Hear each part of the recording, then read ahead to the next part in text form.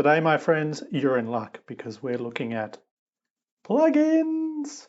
Yes, your WordPress website needs some amazing plugins, but there's thousands of these guys out there, and which ones should you choose? Well, in this video, I'm going to show you exactly which ones I use on all my clients' websites. My websites will give you the basis for a great website without all that extra fluff you don't need that'll slow your site down, but this will give you the great base to start off with. Let's go. All right, everybody, today we're going to look at some of the best WordPress plugins that you can add to your website, whether you're just starting from scratch or you're looking for some really good fundamental plugins to help keep your WordPress website running really well. I know this is a bit of a challenge for most of you guys because there's gazillions of these things on the web, and it can be a real pain in the ass to choose one that works. I spend a lot of time with clients and working on my own websites as well, tweaking, testing, playing with this stuff. So I'm going to give you the best that I use right now for my clients and my websites. And hopefully this will give you a great place to start for your website. So let's dive right in, not waste any time. The first one, you're probably using this. If you're not using it and you don't have an SEO plugin, you better download this right now. This is the Yoast SEO plugin, or WordPress SEO from Yoast as it's often called. And this is basically the go-to SEO plugin that you will find out there. And this is a pretty cheesy screen they've got there. Yoast likes their cartoons. And yeah, this isn't really very cool if you ask me, but anyway, that's not an indication of the plugin. The plugin is really great for doing global website SEO settings, so setting up your website for fundamental SEO stuff like connecting with Google Search Console. If you haven't done that already, I'll link to a video below where I show you how to do that, because you definitely should do that.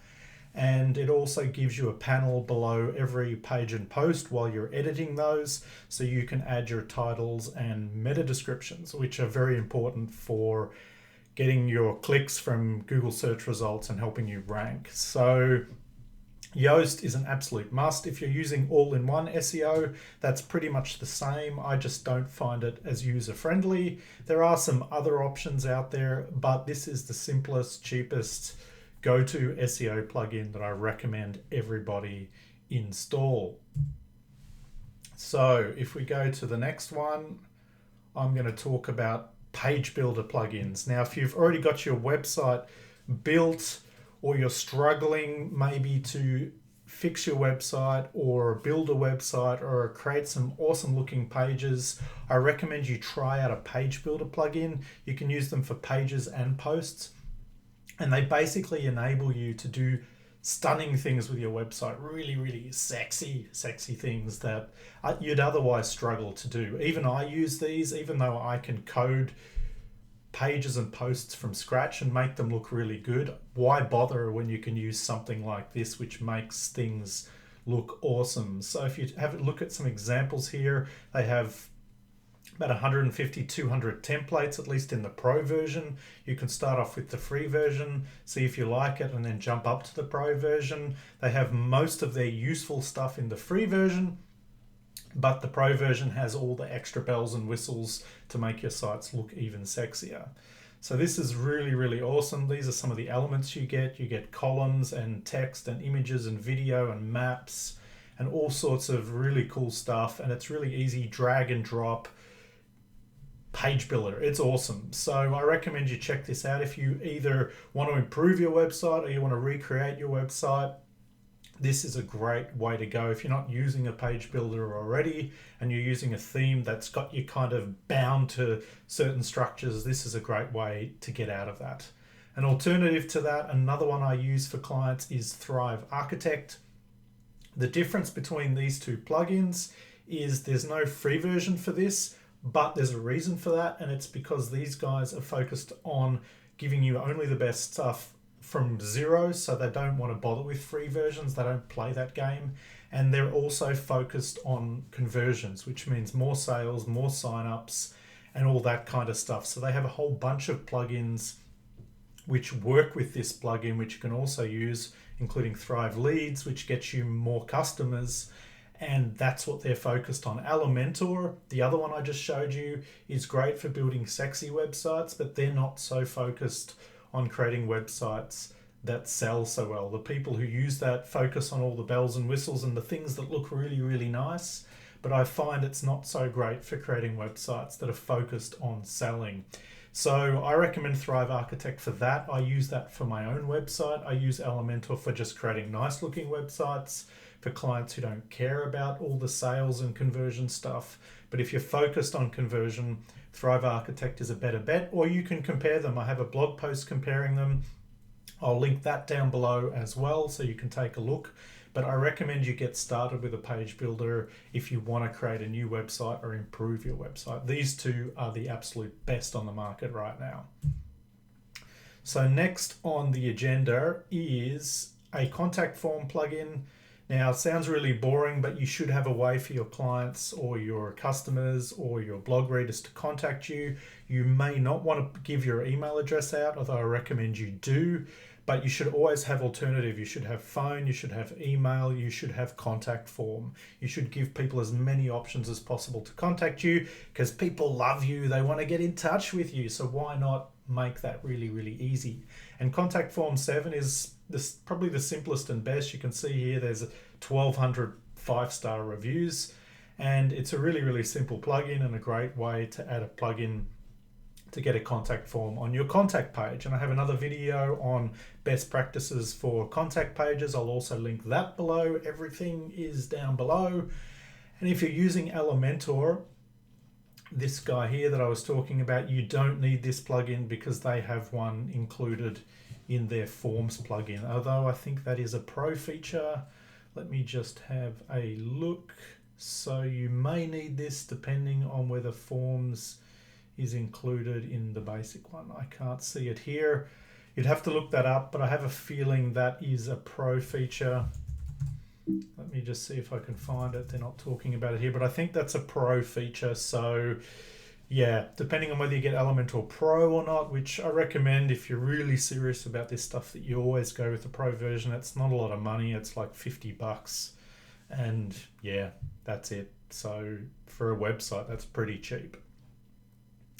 So next on the agenda is security. I normally use iTheme security, but I've had a few issues with it in the last few weeks with a client. It's been kicking us out of the website and blocking our specific IP addresses, our computers. So I'm not 100% sure about that anymore. It's called a Better WordPress Security or something like that. That's what I normally use. It's quite a big plugin. It can be a bit bloated. The other option I see most people using is WordFence. That's a really basic security plugin that you can add. You should either add one or the other. You want to get things like stopping people from trying multiple logins. You can also do login lockdown plugins, or limit login attempts, I think is another good one. You can also have a code sent to your phone for logins. That's another good way of locking down your website. You want to block people from basically trying to log in too often, because whether you realize it or not, there's always people knocking on your website's door in the background trying to hack your password. They're probably doing it right now. They're doing it multiple times a day because WordPress is so well known. People love to try and hack it, and you need to have a plugin like this to help keep your website secure. You're never 100% secure, but at least you can reduce the risk. Of all the clients I've had over the last 5 years, I think I've had 1 or 2 hacked, and one was already hacked before I got to them and the other one was hacked afterwards, but they didn't have a security plugin. I wasn't fully running their website, and all the rest have never been hacked. So yeah, basically this stuff is really worth adding to your website. So that's security, but on top of security, you should always have, I'm going to jump across here to backup. If everything goes wrong, and I had a client who I haven't done the website for come to me yesterday because their website collapsed. I'm not sure what happened. I don't think it was a hack, but something went completely wrong, and they got their hosting company to restore a backup, and it was a backup from a year ago. And I'd done some work for this lady to improve the SEO on her website, and a few other bits and pieces, and we lost all of that.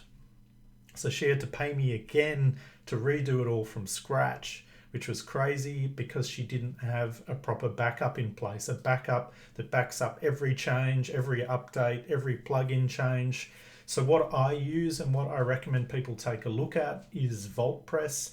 It's not the easiest thing to set up. It's actually a bit of a pain in the ass, but their security and backup plugin stuff is really, really good. They also do security. I don't necessarily recommend you have to pay security from these guys, but their backup is incremental, so it just saves all the different changes. The only thing is, for some hosting companies, it runs a lot, it checks your website a lot, so it can overload shared hosting. If you have really cheap hosting, this may not be the best option for you because it uses quite a lot of resources. I wish there was an even better plugin than this. I'm not 100% happy with this. It's the best solution I've found. It's the one I use for all my clients, but I still think it's not ideal. I wish WordPress was better. Their response time, if you write to them, is horrible. They don't have a chat. They're based in the US, so it's really difficult for me here in Europe. So they're not ideal, but this is the only one that I use despite that. And the other option that I'm seeing people talking good things about is Updraft Plus. That's more of a simple one. They have a free version. You can copy your site to multiple different places like Amazon, Dropbox, Google Dropbox, or what's called Google Dropbox, Google Drive, excuse me, sorry Google, it's Google Drive. You can see here in the image all the different places they say backups to, Google Cloud Storage, Microsoft OneDrive. Basically, you can make copies of your site and store them off-site. The problem is it eventually fills up your backup. So you have to limit the number of copies, delete old copies. Gets a little bit messy. It's not the best plugin in my opinion. I used to use it a lot. Then I moved to Wordpress. Again, I'm not happy with them. I haven't found the perfect plugin. If you have a better alternative, I've been thinking about BlogVault, but I haven't tested them yet. Yeah, these guys have a premium offering as well, which does a whole bunch of extra stuff. It's worth checking out. As you can see, they have a lot of positive reviews, 2,500, very few bad reviews. So this is a good free option. You just need to combine it with an offsite backup. You always want to keep a backup of your site away from your hosting and away from your website, because if it all goes down and it all goes horribly wrong, you want to copy somewhere else. You want it safe and sound in case shit hits the fan, which it can and it does. Even if you think it's never going to happen, it does happen, and it may happen to you. So don't let that happen. Your website is really important. So we have security, we have a backup. Super important to have both. If you're not going to have security, you at least need a backup, but I recommend you have both. And the next thing I want to look at is caching. If you're not aware of what caching is a way of speeding up your website, and most of you will be having issues with your website not being very fast. I have another video on that also down below. Basically, some of the biggest issues with websites running slow are images and not caching your website and not reducing your files like your JavaScript and your CSS files, which are coming from your plugins. And this plugin helps you fix a lot of that stuff. It doesn't fix the images. You need to fix that separately, but it creates copies of all your pages so that they load faster. That's what caching means. It puts them in a storage or a cache so that your pages don't have to be recreated every time someone visits, which is what normally happens. So that's really crappy because WordPress just runs and runs and runs and runs. It's really slow. So they just make a copy, which is really fast. So that's what caching's really good at. You can also connect it with a CDN, which is where websites around the world store copies of your bigger files like your images and your JavaScript and stuff, which really speeds up your website, especially if you have international customers. I did it recently to another site of mine and it brought down the load time from like 3 to 1 second just by adding a CDN. I use Max CDN. I'll also link that down below.